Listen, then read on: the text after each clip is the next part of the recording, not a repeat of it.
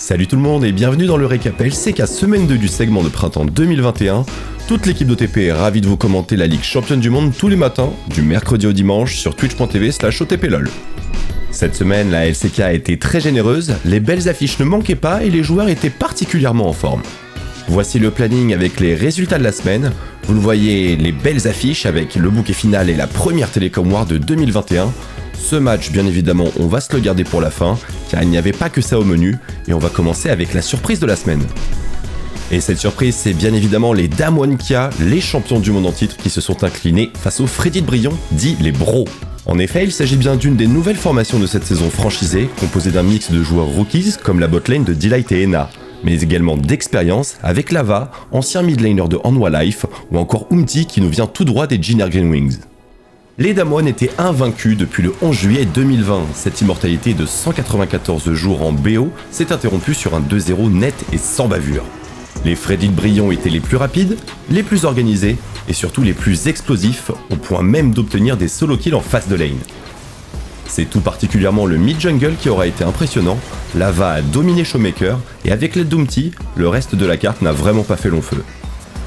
Si vous avez le temps de regarder un BO en entier et que vous aimez le pouvoir de l'amitié et les histoires un peu shonen, on vous recommande vivement de vous mettre les matchs sous la dent. Notre seconde recommandation, c'était le Genji contre T1, car l'affrontement des botlane était hyper attendu et pour cause, Keria et Gumayusi contre Ruler et Life. L'ouverture du BO se fait sur une victoire de T1 avec un bon panthéon jungle de Elim, qui sera très généreux avec ses lanes et notamment le Aphelios de Gumayusi. Genji livre bataille, Rascal tente d'imposer son rythme en speed push, mais ne parviendra pas à faire revenir son équipe. Victoire donc de T1 sur la première game, mais la seconde partie mettra en place une toute nouvelle ambiance.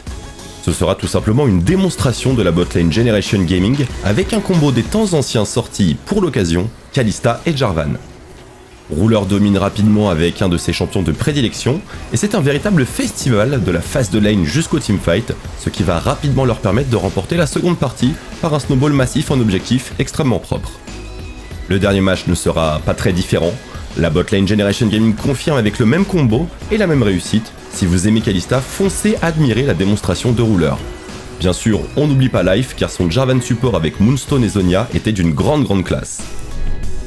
Et enfin, on termine évidemment par la Telecom War, c'est-à-dire l'affrontement légendaire entre les deux structures rivales, SKT T1, maintenant T1, et KT Rolster.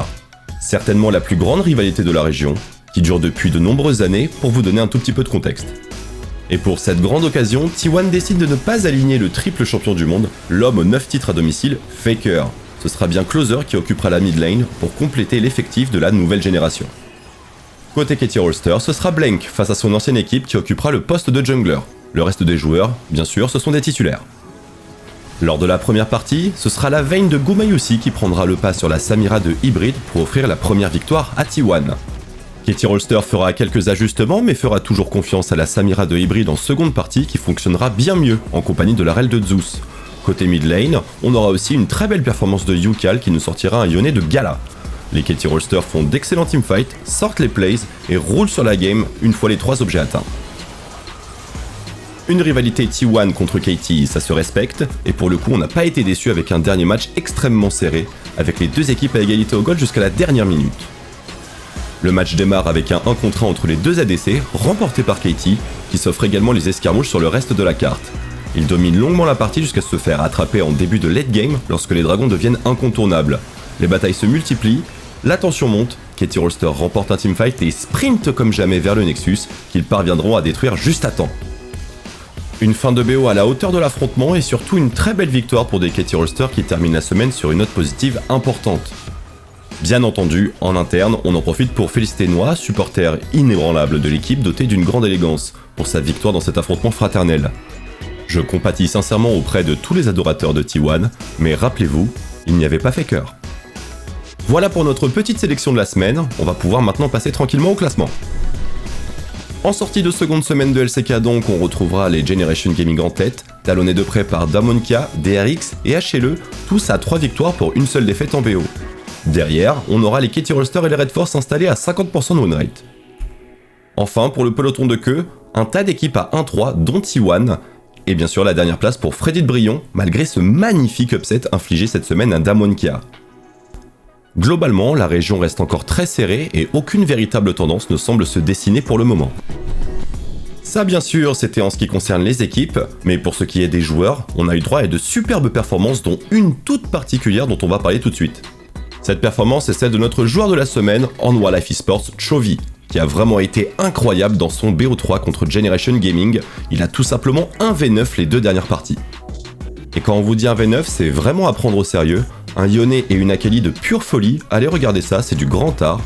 Ah oui aussi, son adversaire c'était Bididi quand même.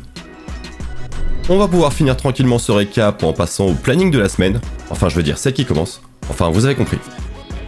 Dès mercredi, vous aurez un joli Damwon contre Generation Gaming, très intéressant vu la position des deux équipes dans le classement.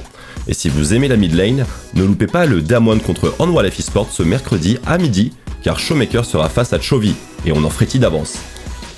On se retrouve quoi qu'il arrive sur twitch.tv/otplol pour suivre tout ça, avec bien entendu la LFL et le LEC, ainsi que notre talk qui s'ouvrira ce dimanche qu'on vous recommande tout particulièrement. Dans cette attente, des bisous, prenez soin de vous, et quoi qu'il arrive à la semaine prochaine pour le prochain récap. Vive Katie Holster, Smeb est un dieu.